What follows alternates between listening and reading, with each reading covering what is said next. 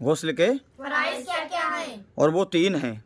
कुल्ली करना, नाक में पानी चढ़ाना और सारे बदन पे पानी बहाना। उसके बाद आज के सबक में हम बात करते हैं गुस्ल करने का तरीका क्या है।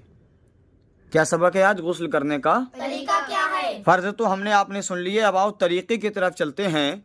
तो गुस्ल करने का तरीका ये है कि नियत यानी दिल में नहाने का इरादा करके पहले गट्टों तक दोनों हाथों को 3 मरतबा धोए। गट्टों तक हाथों को क्यों धोया जाता है ये जानते हैं आप? इसलिए धोया जाता है कि इंसान अगर सरापा नापाक है उस पर गुस्ल फर्ज है, सर से पैर तक नापाक है उस पर गुस्ल फर्ज है, तो अच्छी तरीके से वो अपने दोनों हाथों को गट्टों तक धो ले।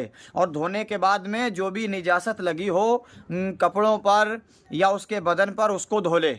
अगर मिसाल के तौर पे अपने हाथों को नहीं धुलेगा और वो पूरा नापाक है, तो अगर वो नापाक कपड़े को पाक करेगा तो फिर कैसे पाक करेगा? गुस्ल करने के लिए तैयार है, गुस्ल उस पे फर्ज हो चुका है, तो उसको चाहिए कि अपने गट्टों तक हाथों को धो ले और धोने के बाद फिर उन हाथों से जो भी नापाक कपड़ा वो धुलेगा वो कपड़ा पाक हो जाएगा। कैसा हो जाएगा? पाक हो जाएगा। इसीलिए गुस्ल का तरीका ये है, पहले गट्टों तक दोनों हाथों को 3 मरतबा धोए, फिर इस्तिंजा की जगह को धोए, ख्वाह निजासत लगी हो या ना लगी हो।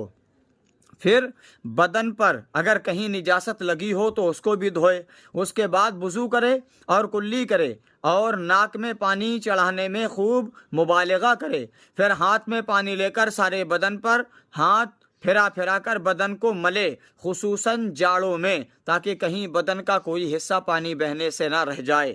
फिर दाहिने कंधे पर 3 बार पानी बहाए, फिर 3 बार बाएं कंधे पर पानी बहाए, फिर सर पर और पूरे बदन पर 3 मरतबा पानी बहाए और तमाम बदन के हर हर हिस्से को खूब मल मल कर धोए और अच्छी तरह ध्यान रखे कि कहीं जर्रा बराबर बदन की खाल या कोई रूंटा और बाल पानी बहने से ना रह जाए। अगर रह गया तो गुस्ल अदा नहीं होगा। अब आगे चलते हैं। जरूरी बात क्या? जरूरी बात। इसमें ज़रूरी क्या है? तो ज़रूरी यह है कि बहुत लोग ऐसा करते हैं कि नजिस तहमत बांधकर गुस्ल करते हैं और ये ख्याल करते हैं कि नहाने में नापाक तहमत और बदन सब पाक हो जाएगा। हालांकि ऐसा नहीं, बल्कि पानी डालकर तहबंद और बदन पर हाथ फिराने से तहमत की निजासत और ज़्यादा फैलती है और सारे बदन बल्कि नहाने के बर्तन तक को नजिस कर देती है। इसलिए नहाने में लाजिम है कि पहले बदन को और उस कपड़े को जिसको पहनकर नहाते हैं धोकर पाक कर लें, वरना गुस्ल तो क्या होगा, उस तर हाथ से जिन चीजों को छुएंगे वो भी नापाक हो जाएंगी और सारा बदन और तहमन भी नापाक ही रह जाएगा। तो ये लिखा है, बताने वाले ने बताया है कि बहुत से लोग गुस्ल करते वक्त ऐसा करते हैं कि जो तहमत बांधे हुए होते हैं वो नापाक होता है, वो खुद भी नापाक है और उसका तहमत भी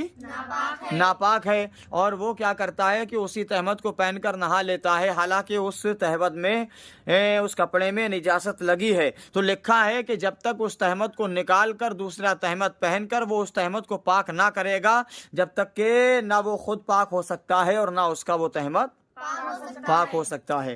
कहा है कि कुछ लोग ऐसा करते हैं कि अगर नापाक हैं तो जो तहमत बांधे होते हैं उसी तहमत को बांध कर नहा लेते हैं। वो सोचते हैं कि नहाने में कोई हर्ज नहीं है, तहमत भी पाक हो जाएगा, बात को धो लेंगे, हम भी पाक हो जाएंगे। तो ये उनकी गलत फहमी है। जिस नापाक कपड़े को बांध कर वो गुस्ल कर रहे हैं, जब वो कपड़ा ही पाक नहीं है तो गुस्ल भी मुकम्मल नहीं होगा। इसलिए ज़रूरी यह है कि पहले जो भी नापाक कपड़ा हो उसको पाक किया जाए, उसके बाद में नहाया जाए, तब गुस्ल अदा होगा और गुस्ल के फर्ज तब अदा होंगे।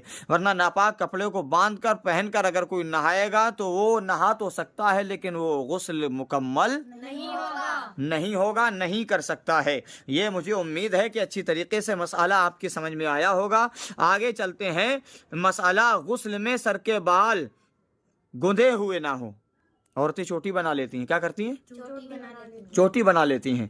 मसाला गुस्ल में सर के बाल गुंदे हुए ना हो तो हर बाल पर जड़ से नोक तक पानी बहना जरूरी है और अगर गुंदे हुए हों तो मर्द पर फर्ज है कि उनको खोलकर जड़ से नोक तक हर बाल पर पानी बहाए और औरत पर सिर्फ बाल की जड़ों को तर कर लेना जरूरी है, गुंदे हुए बालों को खोलना जरूरी नहीं। यहाँ ये दे रहे हैं कि अगर मर्द के बाल चोटी बंधे हुए हैं, अगर मर्द के बाल चोटी बंधे हुए हैं तो जब तक वो खोल के उनको तर नहीं करेगा उसका गुस्ल मुकम्मल नहीं होगा। और अगर औरत के बाल गुंदे हुए हैं, चोटी बनी हुई है, तो औरत के लिए शर्त यह है कि वो सिर्फ उन बालों की जड़ों को तर कर ले। पूरे बाल अगर वो नहीं भी भिगाई तो उसका गुस्ल हो जाएगा, उसका गुस्ल हो जाएगा। मर्द में और औरत में जरूरी है।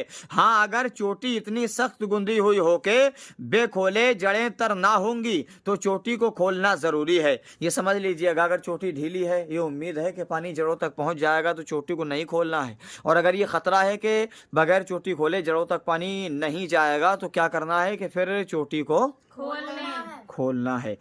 अब आपने सुन लिया। एक मसला और है, वो ये है, समझ लीजिएगा आप, जैसे ये कानों में बालियां होती है ना, इनको हिलाना डुलाना, उनको हिलाओगे तो पानी पहुंचेगा। ऐसे ही नाक में फूल है, लौंग है या कोई भी चीज़ है, वो अगर हिलाओगे तो पानी पहुंचेगा। ये औरत के लिए बहुत ज़रूरी है।